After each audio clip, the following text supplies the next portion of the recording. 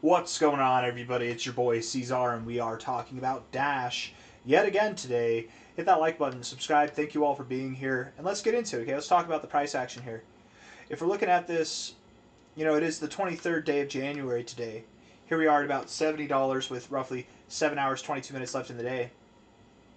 It seems as though we're in a classic kind of bull flag formation and we're ready to break out and move higher. I very much believe that the next move will take us either to these highs or through these highs. Maybe a little bit of both. Maybe we go right up to it and then we go through it. But I do believe that we prevail to the upside from here, not to the downside. And what we're doing right now, I think, is actually very important in validating that.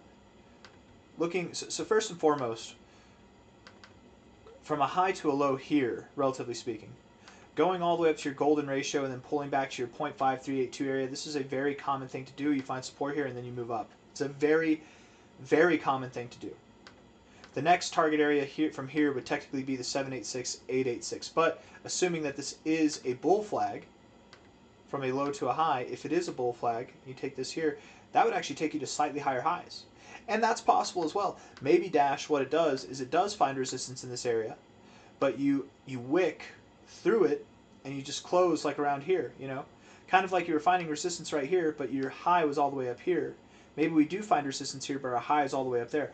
I don't know. That's the measure move, though. The measure move, by the way, is just an idea. It's not a requirement. It's just an idea. We don't have to go that high. We can fall short of the measure move. We can exceed it. It's very possible. But without the measure move, without any patterns or anything like that, just strictly going off the fibs, it's very common to go from a golden ratio to this zone and then up to this zone, okay, for resistance. It's very, very common to do. Closing highs, prior highs, it makes sense to find resistance there, okay? Second to that, if we take this low here, or would I take, maybe I'd take this low to high? Yeah, this low to high here. Yesterday we closed below the 382, which this is actually a problem. When you close below the 382, this opens up the floodgates typically, almost always, to the 0.5 golden ratio zone. Now what I will say is this is like the third one that I've seen this month of January where we've done this. Once for Onyx Coin, once for Dash. I forget what the other one is that did this. Maybe it was KTA. Typically you don't see this behavior where you close below and then the next day you close above. Again, it's very condemning to close below your 382. It's okay to wick below it and then close above it, but it's condemning in a situation like this to close below it. Whenever you do a day like this that comes back and closes above it, it's very, very anti-condemning. This is like a false breakout signal right here. And this, what we're doing today, typically is a very powerful signal, and we get a rush higher immediately. So with this, and it's not always that simple. Sometimes you get this move, and then you come up, and it's not immediate, and you kind of figure yourself out, and then later, then you break out after you form a pennant pattern or something. I don't know. Whatever it is. Sometimes you see this happen, and then you come back and you get lower lows. We saw that happen with Onyx Coin. It's not perfect, but statistically speaking, in a moment like this, you get robust, and I mean robust price action, man. It's going to be exciting, I think, over the next couple of days for Dash, and maybe over the next couple of weeks even. We'll see. This thing can move fast when it wants to, and I wouldn't be surprised at all if we closed here today a little bit higher than we are now. But maybe we just get here. Let's look at the short-term stuff, and then we'll zoom out from there, okay? 1 hour time frame, looking at this, and let's use some volume. We'll look at it on Coinbase. 1 hour time frame here. Yeah, you're building some volume as you're moving up. It died off a little bit, but that's good. I think it looks fine. You kind of look like you have a mini bull flag here on the 1 hour time frame. RSI, stochastics, MACD, they all look great. 4 hour time frame. You're in a bit of a downtrend in the 4 hour RSI. Oh, wow. You're actually at a point. I was going to say, to me, it just right off the bat looked like you were at that point of resistance, but I guess you've broken out of it. Really, you've broken out of it. So you're not in a downtrend anymore. Technically, you still do have lower highs. Or do you? Yeah, you technically do. You're still technically lower than that high, too. So there's a point of concern there, I guess. But that's nice. Breaking out of these trends does not mean that the price has to go to the moon right now. Oftentimes, breaking out of these trends, the price even sees lower lows. Oftentimes enough. I'm not calling for lower lows here for Dash. I don't think we see lower lows, but we can certainly consolidate back a little bit and then continue to pump. We don't have to pump right now, but I think this is a signal that there's more to come. There's definitely more to come. more to the upside to come. Stochastics look bullish. The MACD, bullish divergence overall. I mean, that built up from here. So this move is not done. You definitely have a little bit more in you at least before you really start to consolidate. High to low here. Yeah, you're finding support at the 236 right now. You're going to go up. You're probably going to go all the way up to this golden ratio zone. And mark my words, I mean, this could happen today. It could literally, we got 7 hours and 20 minutes left in the day. It could happen today. It might be by tomorrow. It's the weekend tomorrow. It's Saturday and Sunday.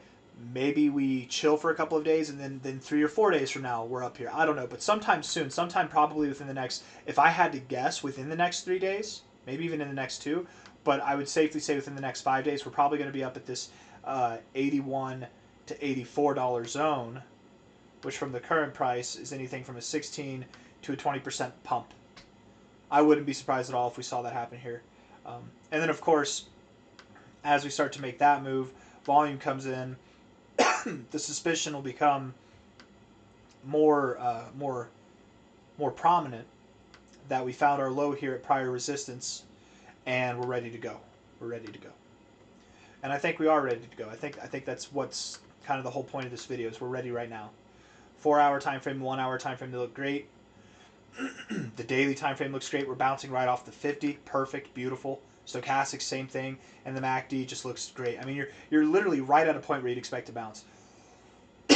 Again, if we don't bounce, if we get a false cross to the downside, that's fine. Maybe we move down for the next couple of days, or we don't move at all. We just move sideways. If we just move sideways, this will come down. But this is certainly at a point to bounce. If it drifts a little bit further down, it'll still be at a point to bounce. I'm not worried about it at all. So, yeah, you look really good here, Dash. I think the only thing that people should be focused on, everything else is really just noise except for this.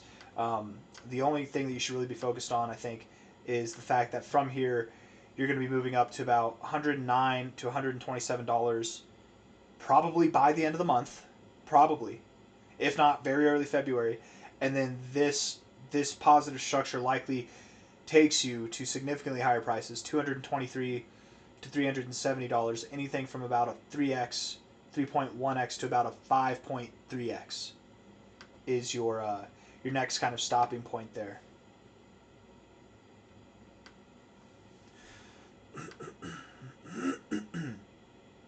And I do believe you stop either there at 369. Maybe you pump a little bit higher, maybe. But you probably do stop there. Prior resistance points right there. But we'll see. Time will tell. I've got nothing else for you guys. I hope you enjoyed the video. And if you did, hit the like button, subscribe. Dash is not done here. $70 with very serious prospects up to prices at around 370. If not, certainly above 220. Hit that like button, subscribe. Thank you all for being here. If the question comes to mind, yeah, but is it a good time to buy? Dash is up 12% today. I missed my chances. Is it a good time to buy? I would buy blindly here. I would give anybody the green light to buy here. I think that we are, yes, you're up 12%, but whatever. Really, what you should be thinking is from a high back in November to where you are now, you're down 53%, right? Because the reason you should be thinking that is because you're going to be past that high in a very short amount of time from now. Not financial advice, not a financial advisor. I can be wrong. I've been wrong before. I'll be wrong again. Do your own research, form your own opinions, make your own decisions, right? If you make money, I don't want your money. I'm not going to get a single lick of your money. If you lose money, that's also on you. So make sure you're making your own decisions, okay? With that being said, I don't think anybody's going to lose money if they put money into this thing right now. Hit that like button. I'll see you on the next one. Take care. Bye-bye.